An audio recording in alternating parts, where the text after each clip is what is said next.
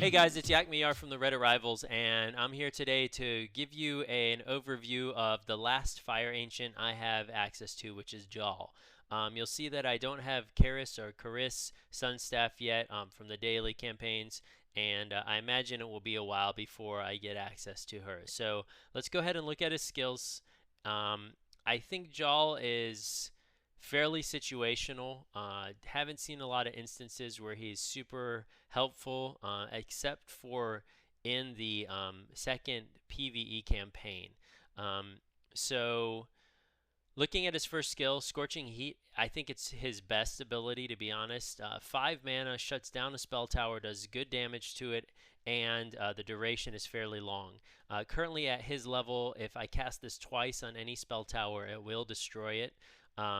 And so, if you have a singular spell tower, especially a death tower, that's going to cause you some problems initially in your battle, use this ability, shut it down, drop your troops so you can get them in there and take it out before it casts the ability. I wish this skill was useful against other defensive towers. I think it would make him much stronger as an ancient choice overall. His second ability, Oasis, will do a slight heal over 5 seconds and renders the troops immune to the spell tower debuffs. So if you get the death touch on your troops, you can cast this, it will remove the debuff, and it will heal them for a small amount. But there's no the area of effect of this is very small, and your troops are still taking a lot of damage unless you have your paladins there to help heal them up. His third ability, Darkened Skies, we've already seen this similar ability from another ancient, and it's pretty awesome. 50% reduction of attack speed and a lot of damage, but it costs max mana for the abilities. So it takes a while to get it, and it's not strong enough in combination with his other skills, I think, to be highly effective unless you get a lot of mana early on in an attack. All right, so we're going to go ahead and go forward here and look at a couple replays. All right, so looking at this first attack here, kind of an interesting base design. While there's less buildings on the north side, I'm actually going to filter in through the south just because there are those portals that will give us the extra mana. Not exactly sure who the best to match up with Jal is. I haven't used him a whole lot since I've gotten additional dragons, but he's mostly a defensive ancient, so I feel like him combined with Forvel is going to be one of our better options. So we'll go ahead and try him with Forvel in this first attack.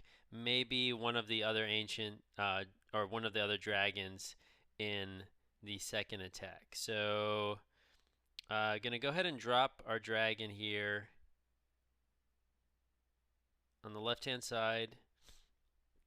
Going to let it take out a couple buildings and then drop them to the south here. We just want to create a funnel so that our paladins and wardens especially don't wander. So we're going to go ahead and drop in the maulers and the wardens, and they're going to kind of work their way in from the left hand side here. We're going to have them wander probably a little bit, but shouldn't be anything too bad. And we're going to go ahead and save mana for now and go ahead now and cast the third ability at the top there. Go ahead and shut down the death tower. And the paladins are doing enough healing here, so we're not really having to worry about healing the troops up. There's no spell tower debuff. That's a huge concern. All right, so our paladin's down now. And we're going to go ahead and use the third ability again. Do some damage up there. Hopefully take out that spell tower. Slow the attack speed. And then we're going to go ahead. I'll go ahead and save the mana for that last spell tower there, just so we can see how it works. Going to do a little damage to it. And don't really have much troops left. Got this lone paladin here, really loving the wall.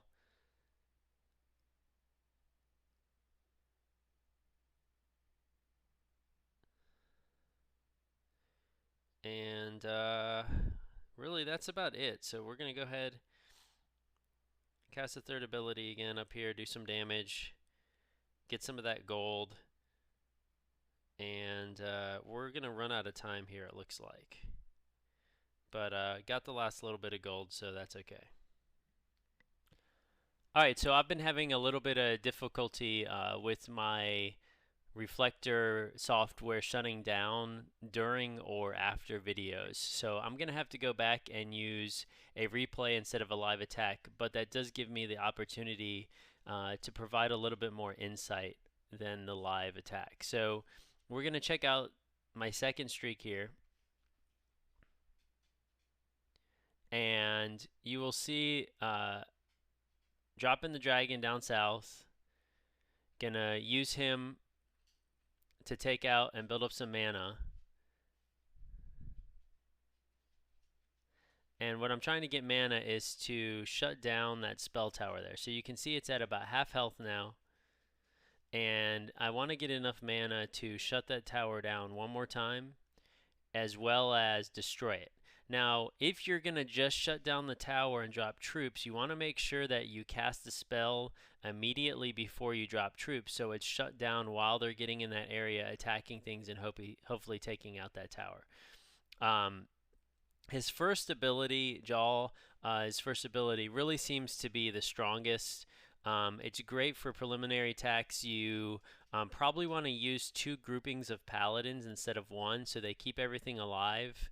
But it's going to be really important that your troops stay together. So cleared out that base there. There's the second cast on the spell tower, and dropping in the maulers now on the rest of my troops. So they're going to clear things out here, taking lots of damage. Don't have anything else really defensive for my guys. I don't have enough mana to cast many of the other abilities. My paladins are dead. The third skill, which is really great for Jaal, costs a lot of mana, so I don't have enough for that yet. And here we are, taking out the stronghold. I did cast the second ability to try to heal my wardens up there, and the third ability just got cast up north, did about half damage to most of the defenses and slowed their attack speed, but I now have no troops left. I will say I was stupid and forgot my dragon was still up since he wasn't in the map, and could have used him to survive a little longer, but I really don't think I would have been able to destroy that base completely. Alright, so we're going to take a look at one more replay here that I had a successful attack. This one is definitely a bit more challenging. Stronghold 10, pretty good layout with the base here, but they don't have any anti-air in the left corner. So my whole plan on this attack was to be able to get enough mana to shut down the death tower until I can destroy it. So I have enough mana to cast once on there. And then I'm hoping once I drop my troops, I can get enough mana to cast a second time to just destroy it and completely shut it down. So I get this gold here, and then my dragon starts taking damage from the watchtower. So I want to get him out of there. Going to go ahead and drop all my forces in here. Shut down that spell tower. And I was hoping to wait a little bit longer to shut it down a second time, but it accidentally is removed faster than I thought and gets the anti-heal debuff. So I go ahead and cast the second ability on my troops there, but they still die very quickly because of the damage. And all I've got is wardens left at this point in time. They're going to be able to take out the stronghold, and I heal them up with the second ability there, but they're just taking too much damage from the AoE. So at this point in time, all I have left is the third ability, finally, because I have enough mana for it. It does some damage to those buildings, but all I have left is reinforcement troops at this time, and I don't want to burn those. So I'm pretty much done with this attack.